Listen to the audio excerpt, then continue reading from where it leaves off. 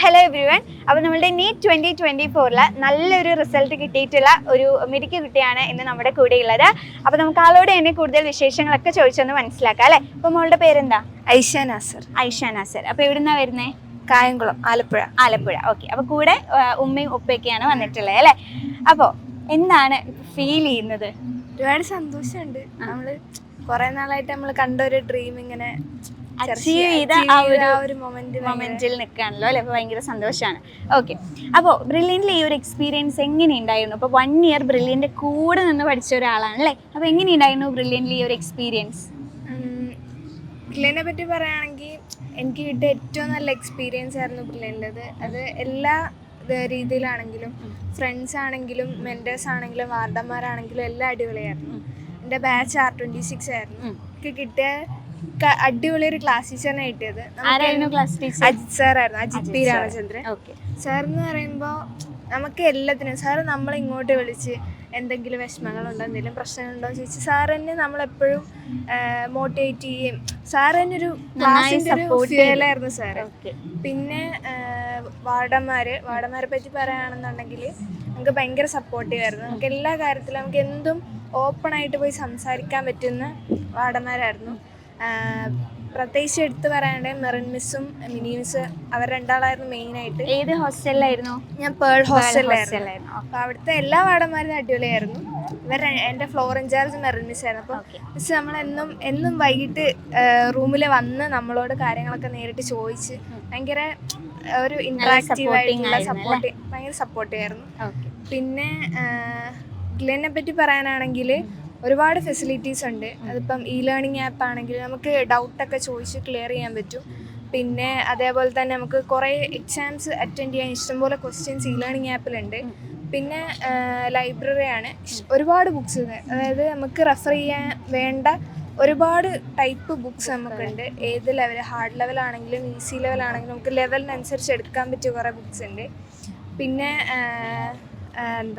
Reference time, അതൊക്കെ ഒരുപാട് useful ആയിരുന്നു. പിന്നെ നമുക്ക് ഡൗട്ട് വയ്ക്കാൻ പ്രൊഫസേഴ്സിൻ്റെ അടുത്ത് പോയി നമുക്ക് ഡൗട്ട് വയ്ക്കാനുള്ള ഒരുപാട് ഫെസിലിറ്റീസ് ഉണ്ടായിരുന്നു. അതൊക്കെ ഒരുപാട് ഹെൽപ്ഫുൾ ആയിരുന്നു. എൻ്റെ ഈ ഒരു 1 ഇയർ ജേണിയിൽ ഏറ്റവും കൂടുതലും ഹെൽപ്പ് ചെയ്ത കുറേ ഫാക്ടേഴ്സ് ഇതൊക്കെയാണ് അല്ലേ. അപ്പോൾ റെഫറൻസിനൊക്കെ വരാറുണ്ടെന്ന് പറഞ്ഞു. അപ്പോൾ റെഫറൻസിന് വന്നിരിക്കുമ്പോഴാണോ അതോ ഹോസ്റ്റലിൽ നിന്ന് പഠിക്കാനായിരുന്നു കൂടുതൽ താല്പര്യം? രണ്ട് രീതിയിലും കുഴപ്പമില്ലായിരുന്നു. പിന്നെ നമ്മൾ ഹോസ്റ്റലിൽ തന്നെ കുറേ സമയം ഇരിക്കുമ്പോൾ നമുക്കൊരു ചടപ്പ് വരും അല്ലേ. ഇടയ്ക്ക് ഇങ്ങനെ റെഫറൻസിന് അങ്ങനെ രണ്ടും കൂടി ബാലൻസ് ചെയ്ത് അങ്ങനെ പോകും. ഓക്കെ. അപ്പോൾ എന്തായാലും ഇത്രയും കഷ്ടപ്പെട്ടതിനുള്ള ഒരു നല്ല റിസൾട്ട് കിട്ടിയിട്ടാണ് ഇപ്പോൾ ഇവിടെ നിൽക്കുന്നത് അല്ലേ. ഓക്കെ. അപ്പോൾ പഠിക്കുന്ന സമയത്ത് ഏതായിരുന്നു ഭയങ്കര ടഫായിട്ടുള്ള ഒരു സബ്ജക്റ്റ് ആയിട്ടൊക്കെ ഫീൽ ചെയ്തത്? ഏതായിരുന്നു? അങ്ങനെ പഠിക്കുന്ന സമയത്ത് നമുക്ക് ടഫ് തോന്നുന്നത് ബയോളജിയാണ്. പക്ഷേ എക്സാം എഴുതുന്ന സമയത്ത് നമുക്ക് ടഫ് വരുന്ന ഫിസിക്സ് ആയിരിക്കും. കെമിസ്ട്രി പിന്നെ ഒരു ഇത് എക്സാമിന് ഡിപ്പെൻഡ് ചെയ്യും. ഒരു ദിവസം ഇപ്പം ഫിസിക്സ് ആണ് ടഫെങ്കിൽ അടുത്ത ദിവസം ബയോളജി ആയിരിക്കും, പിന്നെ കെമിസ്ട്രി ആയിരിക്കും. അപ്പോൾ അതിനനുസരിച്ച് നമ്മളിങ്ങനെ ഇന്നിപ്പോൾ കെമിസ്ട്രി ടഫെങ്കിൽ നമ്മൾ കെമിസ്ട്രി കൂടുതലായിട്ട് അങ്ങനെ മാനേജ് ചെയ്ത് പോകും. ഓക്കെ. അപ്പം അങ്ങനെ എല്ലാ തവണയും ഇത് നല്ല മാർക്കുകൾ തന്നെ കിട്ടാറുണ്ടായിരുന്നു. അപ്പോൾ കുറേ മോഡൽ എക്സാംസും അതുപോലെ വീക്ക്ലി എക്സാംസ് ഒക്കെ ഉണ്ടായിരുന്നു അല്ലേ. അപ്പോൾ അതിലൊക്കെ എപ്പോഴും നല്ല സ്കോറുകൾ തന്നെയായിരുന്നു, അല്ലെങ്കിൽ ഈ പറഞ്ഞ പോലെ എപ്പോഴെങ്കിലും ഭയങ്കര മാർക്ക് കുറയുക അങ്ങനത്തെ പ്രശ്നങ്ങളൊക്കെ ഉണ്ടായിട്ടുണ്ടായിരുന്നോ? വീക്ക്ലി എക്സാംസ്, അതായത് ഇപ്പം ലാസ്റ്റ് മോഡൽ എക്സാം തുടങ്ങുന്നതിന് മുന്നേ ഉള്ള വീക്ക്ലി കുറച്ച് കുറവായിരുന്നു. അന്ന് ഷെഡ്യൂൾ കുറച്ച് ടൈറ്റായി വന്നപ്പോൾ കുറച്ച് ബുദ്ധിമുട്ടുണ്ടായിരുന്നു. അല്ലാതെ മോഡൽ എക്സാംസിനാണെങ്കിലും ശ്രീജിത്ത് സാറിന്റെ ക്വസ്റ്റ്യൻ പേപ്പർ വരുമ്പോൾ മാത്രമാണ് മാർക്ക് പറയുന്നത്. ബയോളജി അല്ലാത്ത സമയത്തൊക്കെ അത്യാവശ്യം നല്ല മാർക്ക് ഉണ്ട്. പിന്നെ എങ്ങാനും കുറയുകയാണെങ്കിൽ തന്നെ മാനേജ് ചെയ്ത് വരും. മാർക്ക് കുറയോ കൂടുമോ എന്നുള്ളതല്ല, പക്ഷെ നമ്മൾ തെറ്റുന്നത് ചെയ്ത് പഠിക്കുക, നമുക്കറിയാത്തത് പഠിക്കുക എന്നുള്ളതാണല്ലോ മോഡൽ എക്സാംസിന്റെ മെയിൻ ഒരു ഫാക്ടർ എന്ന് പറയുന്നത്. ഞാൻ തെറ്റിപ്പോയ ക്വസ്റ്റ്യൻസ് തന്നെ അതേ ടൈപ്പ് ക്വസ്റ്റ്യൻസ് ആണ് എനിക്ക് നീറ്റിന് കൂടുതൽ വന്നത്. അത് ഭയങ്കര ഹെൽപ്ഫുൾ ആയിരുന്നു അല്ലേ. ഓക്കെ. അപ്പോൾ നമുക്കിനി എന്തായാലും പാരൻസിനോട് ഒന്ന് ചോദിച്ചു നോക്കാം അല്ലേ. അപ്പോൾ അതേ ഉമ്മയോട് നമുക്കൊന്ന് ചോദിക്കാം. മാമിന്റെ പേരെന്താ? എൻ്റെ പേര് നിസ. ഞാൻ ഗവൺമെന്റ് സർവീസിലാണ്. ഓക്കെ. അപ്പോൾ അതേ മോള് ഒരു നല്ല സ്കോറൊക്കെ വാങ്ങി ഇങ്ങനെ നിൽക്കുകയാണ്. അപ്പോൾ എന്താണ് പറയാനുള്ളത്? വളരെ സന്തോഷം. പിന്നെ ബ്രില്യൻറ്റിനെ കുറിച്ച് പറയുകയാണെങ്കിൽ ആദ്യം ഞങ്ങൾ ബ്രില്യൻറ്റ് ചൂസ് ചെയ്തതിന് മുമ്പ് ഭയങ്കര സ്ട്രെസ്സാണ് എന്നൊക്കെ കേട്ടിട്ടുണ്ട്. പക്ഷേ എൻ്റെ ഒരു അഭിപ്രായത്തിൽ കുട്ടികൾക്ക് ഏറ്റവും നന്നായിട്ട് പഠിക്കാൻ പറ്റിയൊരു ഇൻസ്റ്റിറ്റ്യൂഷൻ തന്നെയാണ്.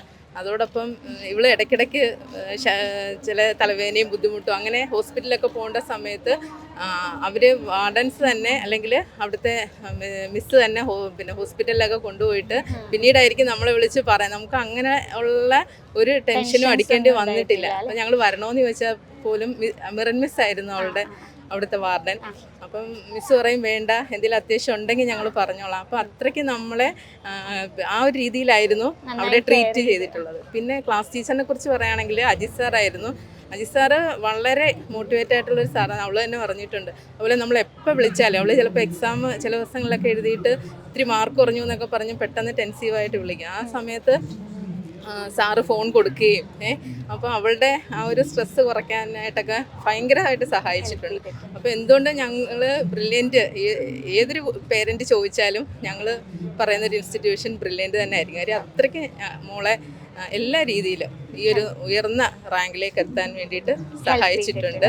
അതിന് ദൈവത്തോടും നന്ദി പറയുന്നു. അപ്പോൾ നമുക്കിനി നമുക്ക് ഫാദറിനോട് സംസാരിക്കാം. സാറിന്റെ പേരെന്താ? എൻ്റെ പേര് നാസർ എന്നാണ്. ഞാനും ഗവൺമെന്റ് സർവീസിലാണ് വർക്ക് ചെയ്യുന്നത്.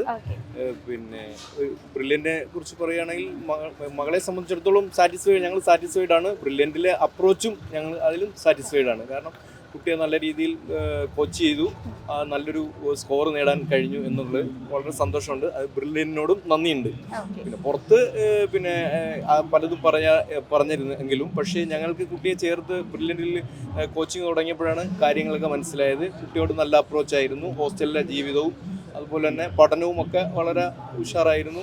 എന്തെങ്കിലും മാർക്കോ എന്തെങ്കിലും കുറയോ എന്തെങ്കിലും പ്രയാസങ്ങളോ സ്ട്രെസ്സോ ഒക്കെ തോന്നിയാൽ തന്നെ ക്ലാസ് ടീച്ചറും അതുപോലെ തന്നെ പിന്നെ ഹോസ്റ്റലിലെ മെൻറ്ററും ഒക്കെ നല്ല രീതിയിൽ അവർ മോട്ടിവേറ്റ് ചെയ്ത് മുന്നോട്ട് കൊണ്ടുവരുന്നു. അത് തന്നെ ഭയങ്കര സന്തോഷമായിരുന്നു.